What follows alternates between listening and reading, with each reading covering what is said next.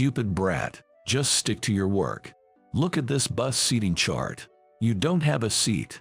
I submitted the attendance with you marked as not participating. You're better off surrounded by new cars at our dealership, aren't you? I'm pretty thoughtful, huh? During the company trip organized for the new employees, I found out I was the only one without a seat on the bus. When I confronted my manager, Ken, he scoffed and said that to me. I will enjoy it instead of you.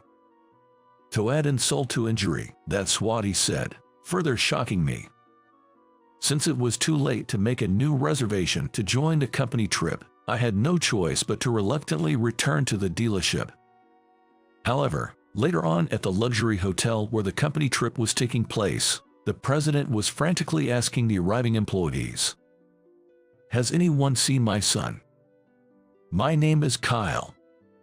I've loved cars since I was little, just like my father, who was also a car enthusiast. He was incredibly knowledgeable about cars and would always take me for a ride in any car I said, 'I want to try driving that car.' He exposed me to various car models from a young age. I grew up looking up to my father. He taught me about cars, and I eagerly absorbed the knowledge. We visited car museums numerous times, creating many happy memories through our shared love of cars.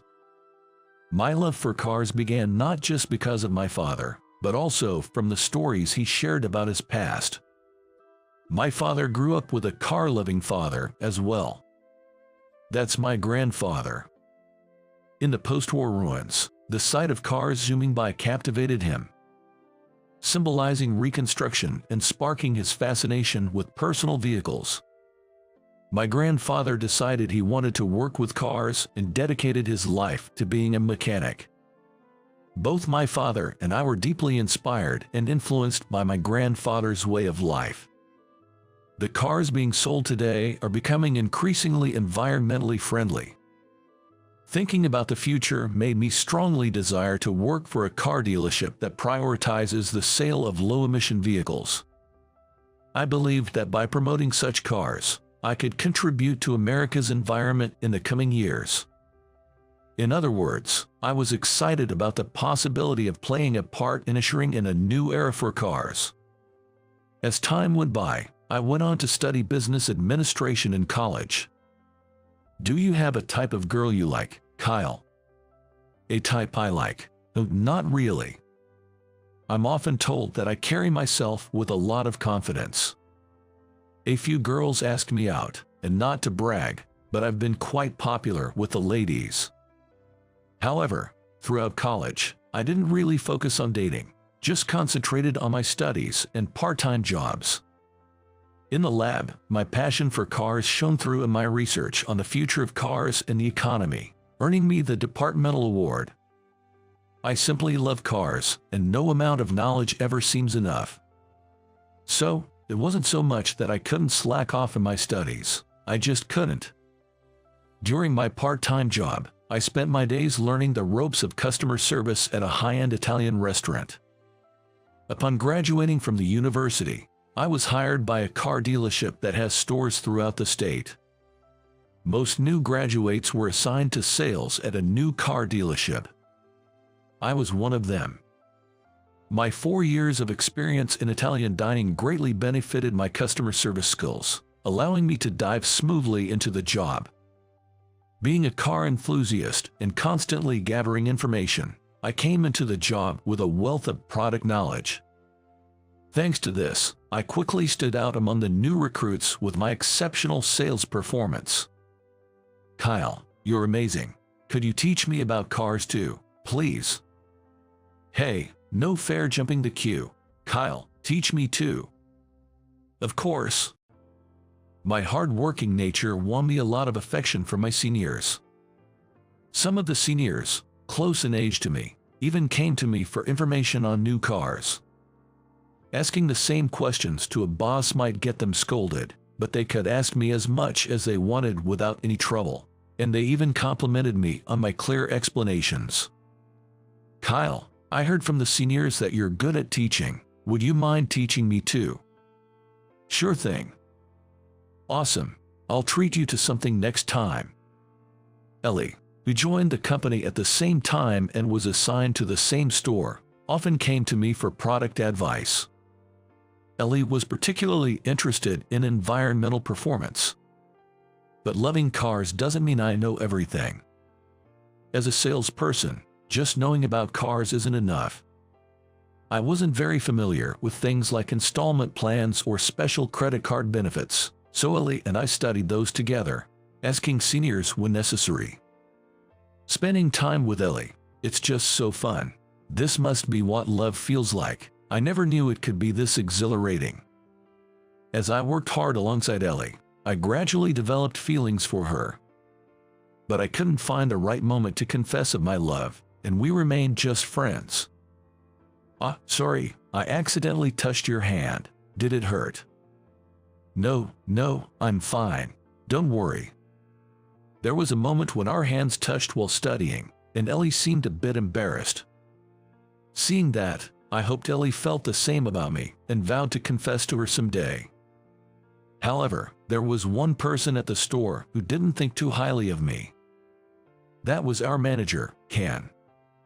He labeled me, someone knowledgeable, as a know-it-all brat with no real experience, and was a boss who frequently harassed me. Kyle, could you finish this up right now, please? What? But it's past closing time. For example, he would dump work on me just as I was about to leave, steal customers I was servicing, or not distribute new car brochures to me, among other harassments. The more I thought about it, the more stressful it became, but I endured it without complaining to higher-ups. That was until the annual company trip in spring. Our company has a tradition of organizing an employee trip every spring, partly to welcome new hires. Each year we take turns assigning an employee to look after each store, but new hires are absolutely expected to participate in the trip since they are in a position to be welcomed. New employees like Ellie and me were guaranteed to participate. Excited at the chance to confess to Ellie, I eagerly awaited the trip and headed to the meeting place. When I arrived at the company parking lot, the designated meeting place, no one else was there yet. Looking at my watch, I realized I was 30 minutes early. It seems I had arrived too early in my eagerness. As I waited impatiently for the others, Ken was the next to arrive. Despite the numerous harassments I had endured from Ken, I naively thought he wouldn't harass me on the day of the employee trip, so I cheerfully greeted him with a good morning. However, Ken's response left me speechless. Upon noticing me, Ken immediately flashed a distasteful grin and flaunted a document in front of me. I had a bad feeling about this. What are you doing here? Get back to work, brat. Take a look at this bus seating chart. You don't have a seat. I submitted your part as not participating. You'd be happier surrounded by new cars at the store, right? I'm quite thoughtful, aren't I? My bad feeling was spot on, and Ken chose the day of the employee trip of all days to fully indulge in harassing me. I snatched the seating chart from Ken and took a closer look. But indeed, my name was nowhere to be found. Moreover, it turned out I was the only one not booked at the luxury hotel. Shocked by such an extent of malice and realizing I couldn't confess my love to Ellie, I felt desperate. The shock led me to doubt if I was actually disliked by everyone. On the day, thinking that it wouldn't make a difference to argue with Ken, I decided to leave, disappointed. Understood. Then I'll head back to the store. Yay, do that. I'll enjoy the trip twice as much on your behalf. Ken taunted me as I left, deepening my dejection. When I moved and entered the store, a senior, who was on duty, worriedly asked, why are you here? What happened to the trip? Embarrassed to be seen with my packed belongings, I sheepishly responded, sorry, I'm feeling a bit unwell. May I rest in the break room for a bit? He kindly led me to the break room, showing concern for my well-being. Feeling guilty for making up an illness and worrying my senior, I couldn't bring myself to tell the truth. I emphasized to the senior, I've informed Ken that I won't be able to board the bus, so there's no need to report. Anticipating that the caring senior might report to Ken, I took the initiative to prevent any contact between them. The kind senior, not doubting me, reassured, "Got it. Don't worry about anything. Just rest up. You can always join the trip later once you feel better." I felt terribly guilty towards the kind senior, but this was to avoid causing unnecessary commotion because of me. I wished all the other new employees and staff to purely enjoy the trip. Then, after pretending to rest for a while, I decided to drive to the coastal town, the trip destination, in my car. I resolved to pay my own way to stay at the same hotel as everyone else. Before setting off, I inquired with a luxury hotel about any last-minute availability. Fortunately, there was a room available, so I was able to book a stay. Though the expense was significant, I had savings, so it was manageable as I drove on. I imagined everyone at the hotel unpacking or enjoying the stay, which made me feel down again. But there was no point in dwelling on sadness. I decided to stop by a restaurant known for its delicious fisherman's cuisine along the way to lift my spirits. Meanwhile, at the luxury hotel, President Carter was asking around, "Has anyone seen my son?" as he looked for his missing son among the employees. The new employees were confused, asking, "Your son? Who might that be?" as it was news to them. Even the staff from the store where his son worked were puzzled, responding with, "Huh," not knowing whom he referred to. Then, he received a phone call. After listening to the call, he seemed relieved and told everyone that it was all sorted out before heading back to his room. Without that cheeky Kyle around, I can enjoy this trip to the fullest. It's like I'm the king of the world. Pleased with himself, Ken muttered under his breath before leading his subordinates into the spa and enjoying beers, fully relishing the luxury hotel's offerings.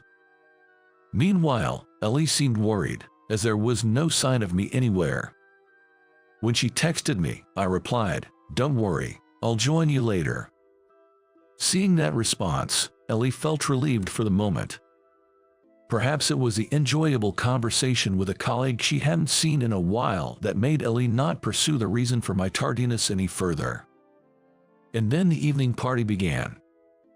First, a toast led by President Carter. After that, he spoke about last year's business performance and the goals for this year. Later, he said, "This spring, my son joined a company, so let me introduce him. Come on in," urging his son to enter the room. The one who walked through the door and into the banquet hall was me. Seeing a familiar face, the employees murmured among themselves as I reintroduced myself to everyone. "Once again, my name is Kyle Carter. I apologize for keeping it a secret that I am his son. I plan to rotate through the new car dealership, used car dealership, luxury car showroom, and then to the headquarters management division, so I'd appreciate any guidance you can offer." After finishing my introduction, the employees gave me a round of applause. I was surprised by the loud applause, but it seemed like a warm welcome. All except for one person. My gaze fixed on one point only. Ken, who just found out that I was President's son, started to tremble. It's understandable, considering the harassment he had subjected me to, and now it was too late for regrets. After all, why did you join in halfway through? After the party, my father asked why I joined in halfway, and I decided to give up hiding it any longer and told him everything. A few hours later, after my father learned the truth and it was past midnight, Ken was called into my father's room. Ken, who had a hunch why he was summoned, was sweating profusely and clearly agitated. My father cast a sharp gaze at Ken. I was surprised at first. I couldn't see my son, who was supposed to be at the hotel, and when I asked the employees, they said my son hadn't told anyone he was my son. I thought it wasn't necessary to talk about myself.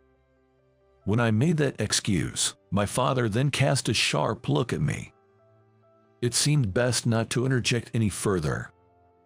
"But still, Ken, you know that it's a rule that all new employees must participate, right? Yet, it seems you deliberately excluded my son." regardless of him being my son. Excluding an important new employee from a welcoming trip for new employees is a serious offense. My father scolded Ken, who couldn't even raise his head in shame. A person like that cannot hold a leadership position. Await further instructions. Ken, having heard this from my father, seemed unable to accept it and retorted, "Please wait, President Carter. Surely, a dismissal is too severe. And do you have any evidence that I harassed your son?" Without seeing any evidence, I simply cannot agree. With all due respect, I have never once harassed your son. Ken confidently stated his case, seemingly revitalized by the lack of evidence shown to him. It seems he's determined to cling to his position in the company, despite the threat of dismissal. However, my father remained unexpectedly calm, as if he had anticipated such a reaction.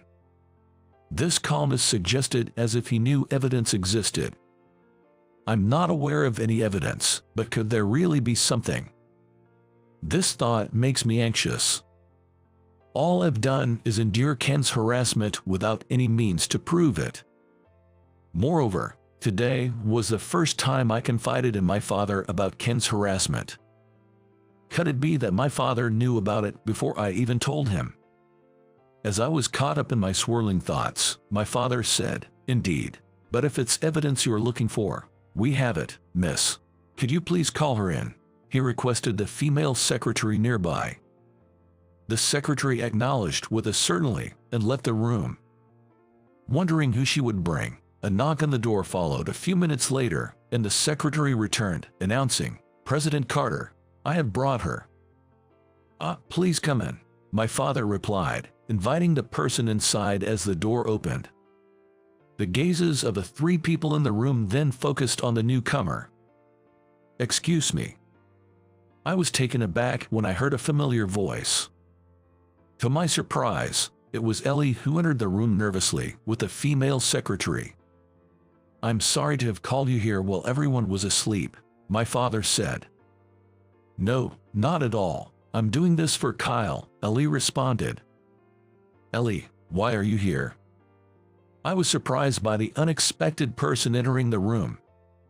It was Ellie conversing with my father. Seeing my surprise, Ellie gave me a gentle smile. "Actually, I've been hearing from her about the harassment you've been enduring from Ken. We asked for her cooperation to secure evidence this time," my father explained. "I'm sorry, Kyle. I knew about it but couldn't help you right away," Ellie apologized. "No, it's my fault for getting you involved." Ellie's appearance was so shocking that I became awkward. My father looked at us, both being considerate of each other, with a bemused smile. "Since when had Ellie been collaborating with you, Dad?" "Securing evidence. What are you talking about?" "There's no escaping it now, Ken. I saw with my own eyes you harassing Kyle, and at that moment, I instinctively started recording with my phone's camera," Ellie stated. Ellie then took out her phone and pointed it at a flustered Ken. The video on the screen showed the interaction between Ken and me from this morning. "What are you doing here? Get back to work, brat. Take a look at this bus seating chart. You don't have a seat. I submitted your part as not participating. You'd be happier surrounded by new cars at the store, right? I'm quite thoughtful, aren't I?" Seeing Ken mockingly flashing the seating chart at me again fills me with anger.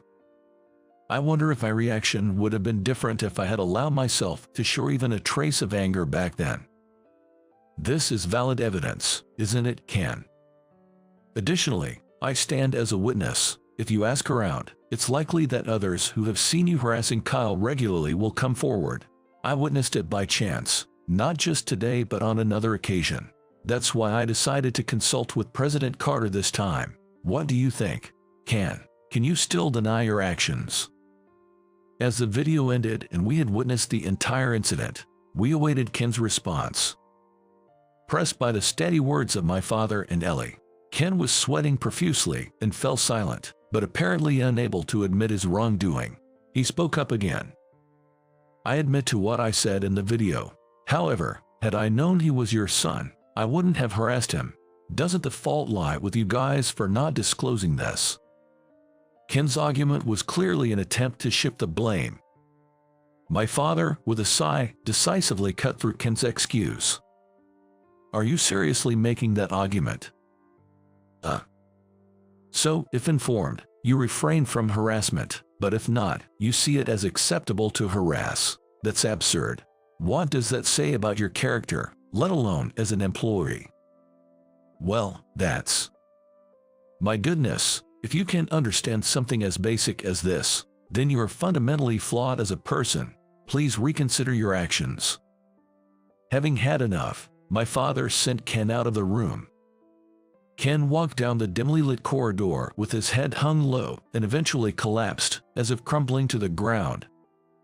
It seems that my father's words struck him deeply, leaving him in a daze in a corner of the hallway until the other employees noticed him the next morning. I expressed my gratitude to Ellie and my father for securing the evidence. Despite everything, it seems we were able to end the trip with smiles, which felt good.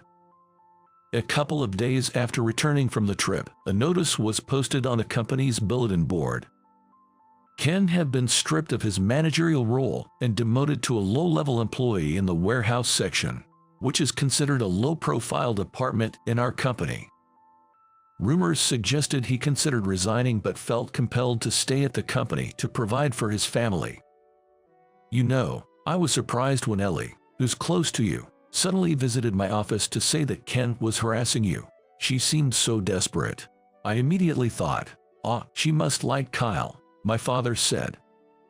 I panicked when he said that. What are you talking about, Dad? Ellie and I are just colleagues, and there's no way you could know if Ellie feels that way about me. My attempt to clarify things seemed to backfire.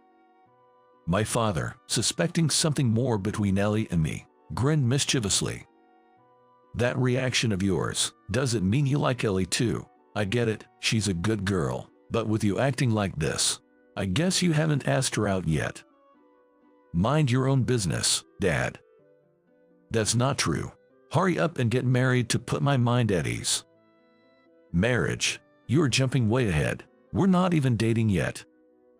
Haha, so you do want to date Ellie. Kyle, you're so easy to read. He laughed heartily. Though I regretted my response, I felt as if he was encouraging me to confess to Ellie. Good luck, Kyle.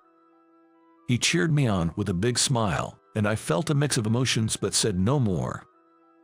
After the trip ended, I became somewhat distant from Ellie, especially after revealing that I was President's son. I can't help but feel remorseful, thinking that she must be angry with me for keeping silent. I keep worrying that I should have told Ellie about it from the start. Despite Ellie helping me with Ken, I scolded myself, thinking I shouldn't be like this and needed to muster up courage. I wanted to apologize and have Ellie forgive me. During a break, I called Ellie out, took her outside, and energetically apologized. Sorry for not telling you I was President Carter's son. Ellie was surprisingly not upset and asked, why apologize? I wasn't avoiding talking to you because I was angry, but because I thought it might be rude to be too familiar with someone of a different status. She explained, and I realized it was all just a misunderstanding, which truly relieved me. There's no need for that. I hope we can continue to be good friends. I expressed this earnestly, feeling my heart race. Though I hadn't managed to confess during the trip, now I felt brave enough to continue speaking. I like you, Ellie. Would you consider going out with me, despite everything? I went ahead with the confession, but the wait for her response felt incredibly long. When I confessed to her, Ellie was surprised and a bit shy. My hopes rose, but then Ellie said in a soft voice, I need a little time to answer. I promise I'll get back to you, before running off back to her work. Even there, I couldn't help but think that Ellie's inability to respond immediately was due to my inadequacy. Months later, as scheduled, I was transferred to a used car dealership. I said my goodbyes to everyone at the car dealership, expressing my gratitude for their support, and then left the store. Feeling dejected, I realized that I had been rejected by Ellie since there had been no response or progress since my confession. The shock was so intense that I even started hearing what seemed like Ellie calling out to me, almost like an auditory hallucination. Kyle.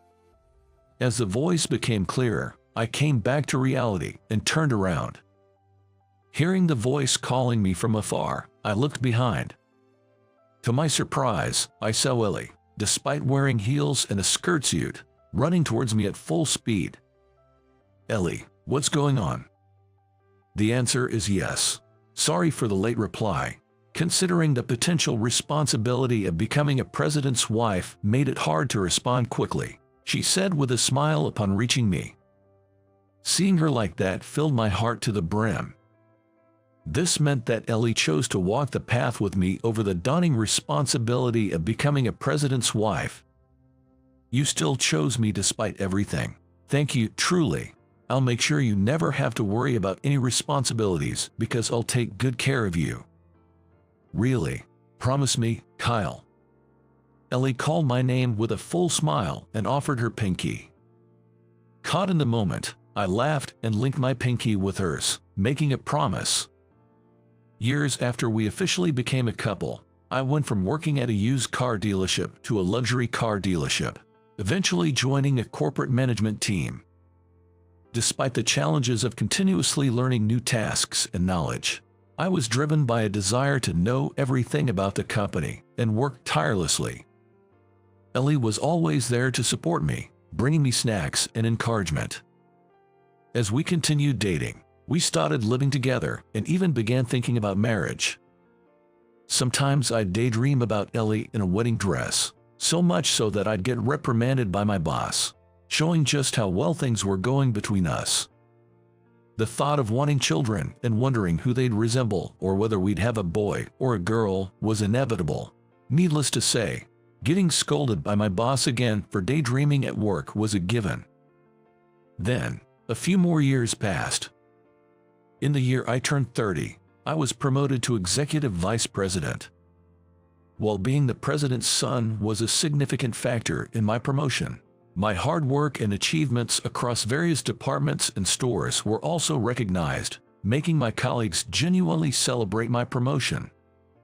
Even in my new role as executive vice president, I remained humble, never forgetting my roots, and continued to be passionate about cars. Of course, I was also determined to support my father, the president, who had been a tremendous mentor to me. Sometimes my father would jokingly ask about marriage with Ellie or express his desire to see his grandchildren, but I could feel his love and was overwhelmed with emotion. Cars always filled my thoughts. Now, it seemed my father was equally consumed with thoughts about my future. A few more years later, as if to fulfill my father's wishes, Ellie and I finally got married. My father cried tears of joy, deeply moved by the occasion, making me feel like I had truly honored my parents.